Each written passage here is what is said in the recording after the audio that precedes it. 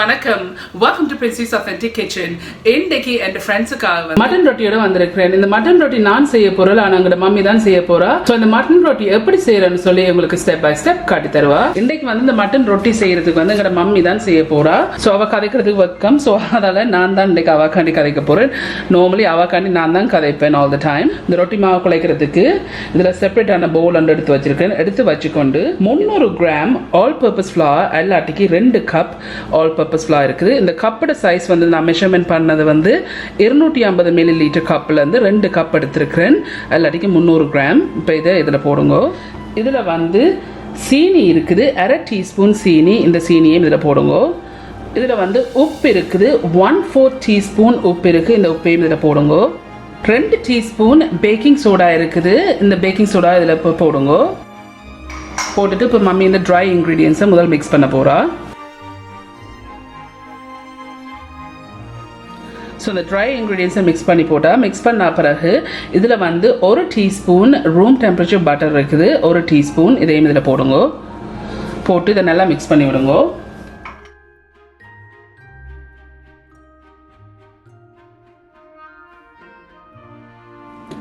So அந்த பட்டரை போட்டு mix பண்ண பிறகு இதில் வந்து ரூம் டெம்பரேச்சர் தண்ணி இருக்குது. 1/2 கப் எல்லாட்டிக்கு 125 ml தண்ணி இருக்குது. இப்போ இதையும் கொஞ்சம் கொஞ்சமாக விட்டு இதை குழைச்செடுப்போம்.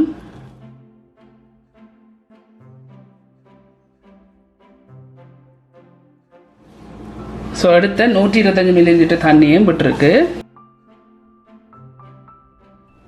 ஸோ தண்ணி விட்டு காணாது. ஸோ இதில் என்ன ஒரு 1/4 கப் ரூம் டெம்பரேச்சர் தண்ணி, எல்லாட்டிக்கு 60 ml எடுத்திருக்கு. இப்போ இதையும் விட்டு குழைச்செடுப்போம்.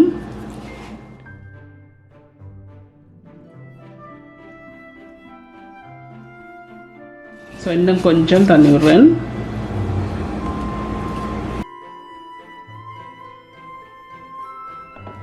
ஸோ இந்த மாவு வந்து கொஞ்சம் லூஸாக தான் ஆகலாம், இறுக்கமாக குழைக்கிறேன். ஸோ இது நல்லா பிசைஞ்சு குழைச்செடுக்கணும்.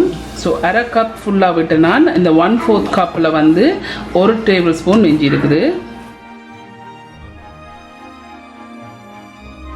ஸோ இப்போ மம்மி வந்து கவுண்டர் டாப்பை வந்து நல்லா க்ளீன் பண்ணி போட்டு கவுண்டர் டாப்பில் தான் இனி குழைச்செடுக்க போகிறா. ஸோ இப்போ மம்மி வந்து கவுண்டர் டாப்பை க்ளீன் பண்ணிவிட்டு கையையும் கழுவி இருக்கிறா. இப்போ கவுண்டர் டாப்பில் வச்சு இதை நல்லா நீட் பண்ண போகிறா. ஒரு 10 நிமிஷம் இதை நல்லா நீட் பண்ணி எடுக்கணும்.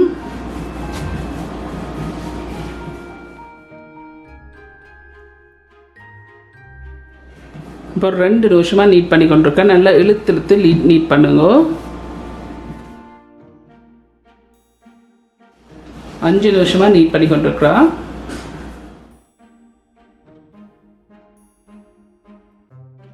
ஸோ இது நல்லா நீட் பண்ணி எடுத்தீங்கன்னா தான் நல்லா சாஃப்டாக வரும். இப்போ சரியாக 10 நிமிஷமாக நீட் பண்ணி கொண்டிருக்கிறா. இப்போ இது நல்லா நீட் பண்ணிட்டா. இதில் வந்து 1 டீஸ்பூன் எண்ணெய் இருக்குது. இந்த எண்ணெயை வந்து இதுக்கு மேலே பூச போகிறா.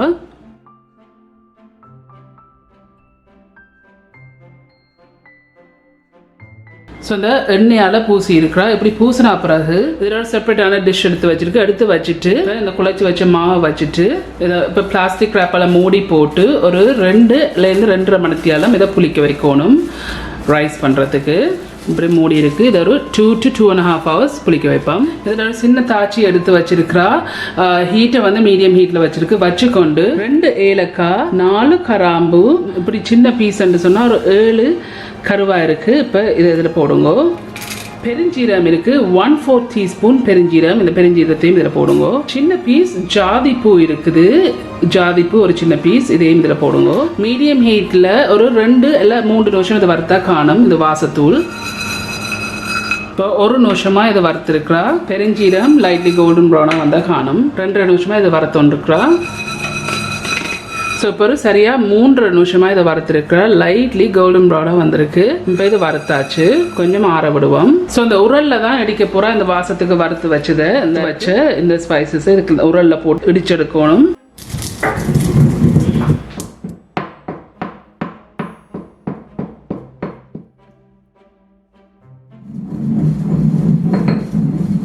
ஸோ இந்த இருக்குது இந்த வாசத்தூள் இடிச்சிட்டா. இது இடித்தா பிறகு பிரம்பா ஒரு டிஷ்ஷில் கிள்ளிடுங்கோ.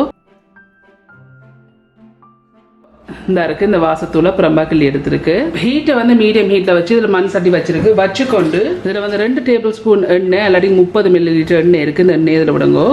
விட்டு இந்த எண்ணெயை கொஞ்சம் கொதிக்க விடுவோம். இந்த எண்ணெய் வந்து கொஞ்சம் கொதிச்சுட்டுது. கொதிச்சா பிறகு சின்ன வெங்காயம் போட்டிங்கன்னா டேஸ்ட்டாக இருக்கும். இதில் சின்ன வெங்காயம் ஒரு அளவான வெங்காயம் சொன்னால் 25 சின்ன வெங்காயம் எல்லாட்டிக்கு 100 கிராம் வருது. இப்போ இதையும் இதில் போடுங்க. இதில் வந்து சின்ன பச்சை மிளகாய் இருக்குது. 10 சின்ன பச்சை மிளகாய் இருக்குது. உங்களோட உரைப்புக்கு ஏற்ற மாதிரி நீங்கள் போடுங்க. இதில் வந்து 2 உள்ளிப்பூடி இருக்குது. 2 உள்ளிப்பூடி சின்ன சின்ன வட்டி இருக்குது. இதையும் இதில் போடுங்க. இதில் சின்ன இஞ்சி பீஸ் எடுத்து சின்ன சின்ன வட்டி இருக்குது. இல்லாட்டி 1 கிராம் வருது. இதையும் இதில் போடுங்க. இதில் வந்து 2 காம்பு கருவேப்பிலை இருக்குது. இதையும் இதில் போடுங்க. போட்டுட்டு இதை நல்லா மிக்ஸ் பண்ணி வதங்க விடணும்.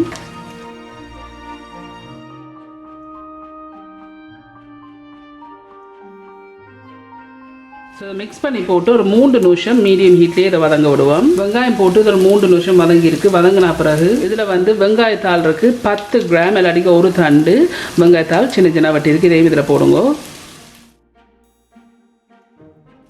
ஸோ வெங்காயத்தாள் போட்ட அப்புறம் 1 நிமிஷம் வதங்க விடுவோம். வெங்காயத்தாள் போட்டு 1 நிமிஷம் வதங்கிட்டு வதங்கின பிறகு 200 கிராம் ஆட்டிறைச்சி இருக்குது. சின்ன சின்ன வட்டி இருக்குது. இதையும் இதில் போடுங்க.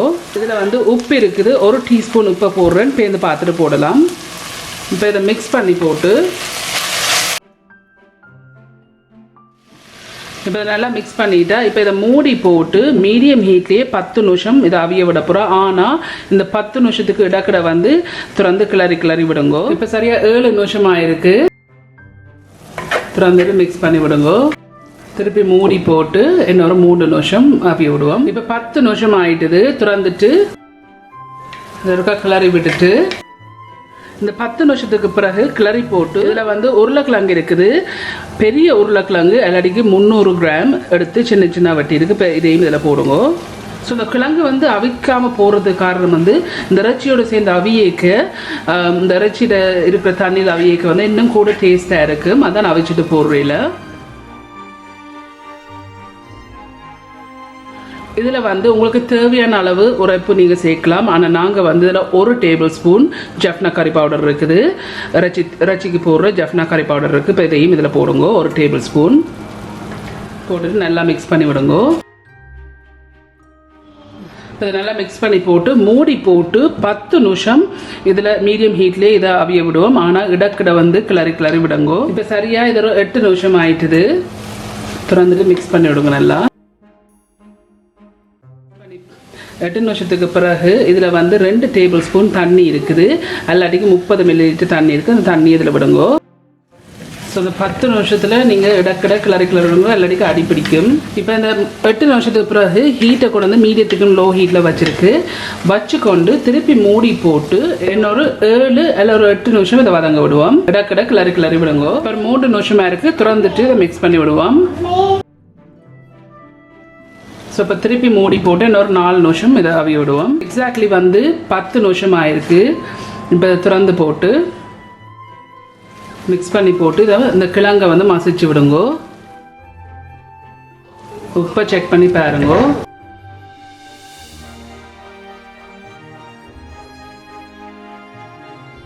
ஸோ இதை மிக்ஸ் பண்ண பிறகு இந்த 10 நிமிஷத்துக்கு பிறகு இதில் நாங்கள் இடித்து வச்சிருக்கிற வாசத்தூள் இருக்குது. 1 டீஸ்பூனு கொஞ்சம் கூட வருது. இப்போ இதையும் இதில் போடுங்க.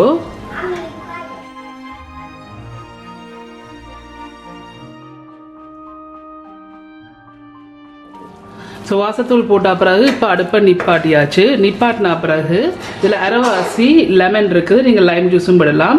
உங்களோட டேஸ்ட்டுக்கு ஏற்ற மாதிரி இதை புளிஞ்சு விடுங்க.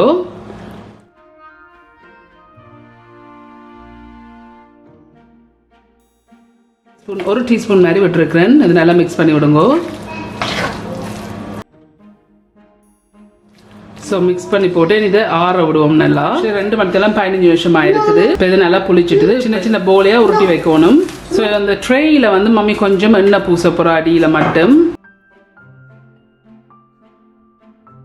ஸோ அந்த ட்ரேக்கு எண்ணெய் பூசி இருக்கிறா. இந்த எண்ணெய் வந்து கையை கொஞ்சம் போட்டிருக்கா. போட்டுட்டு இந்த மாவுலேருந்து சின்ன சின்ன ரவுண்ட் போலையாக எடுத்து பிடிச்சி இந்த ட்ரேயில் வைக்க போகிறா.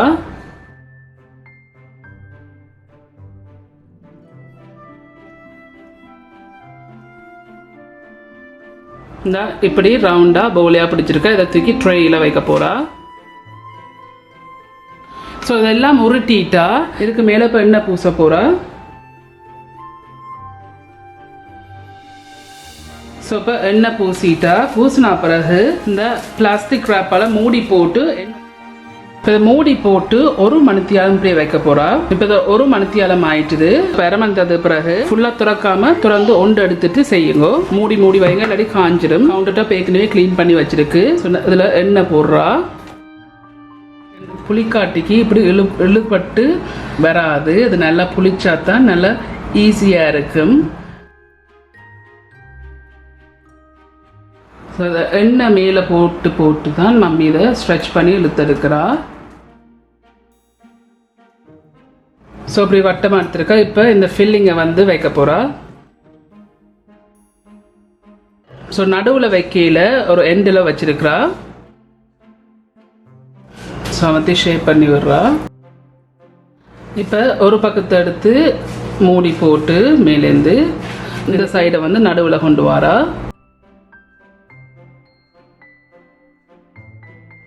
இப்போ மெட்ட சைட்லேருந்து நடுவு கொண்டு வந்துட்டு அப்படியே சுற்றி எடுக்க போகிறா சதுரமாக. ஸோ இந்த மாவு வந்து நீங்கள் சரியாக புளிக்க வைக்காட்டிக்கு இது சரியாக செய்ய மாட்டீங்க. ஸோ சரியாக அதை புளிக்க வைக்கணும்.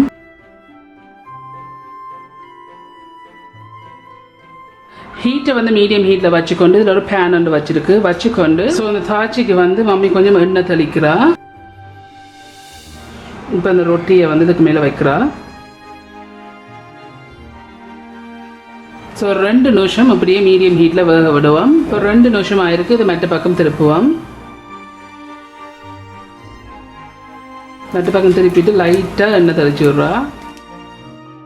மெட்ட பக்கம் இப்போ 1.5 நிமிஷம் வேக விடுவோம். இப்போ 1.5 நிமிஷம் ஆயிட்டுது. இப்போ 4 பக்கம் இதை நாங்கள் வேக விடணும். இப்போ மம்மி மெட்ட பக்கம் திருப்பி விட்றா ஒரு சைடுக்கு.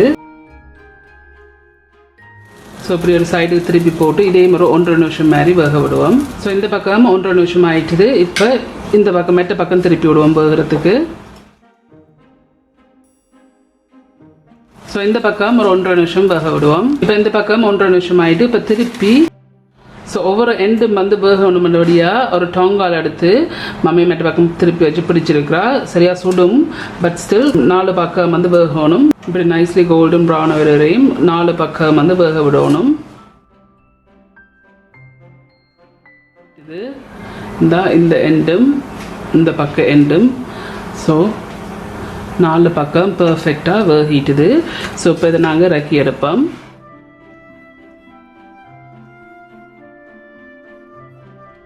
ஓகே ஃப்ரெண்ட்ஸ், ஸோ இந்த இருக்குது இதுதான் இந்த மட்டனில் செய்கிற ரொட்டி. இது செய்து முடிஞ்சுது. ஸோ நாங்கள் செய்ததில் வந்து எக்ஸாக்ட்லி 11 ரொட்டி வந்திருக்குது. நாங்கள் குழைச்ச மாவும் நாங்கள் செய்த இறைச்சி கறி அந்த ஃபில்லிங்கும் வந்து பர்ஃபெக்டாக காணும் இந்த 11 ரொட்டி செய்து எடுக்கிறதுக்கு. ஸோ இதில் வந்து 11 ரொட்டி வந்திருக்கு. ஸோ இதெல்லாம் செய்து முடிஞ்சுது, பர்ஃபெக்டாக வந்திருக்குது.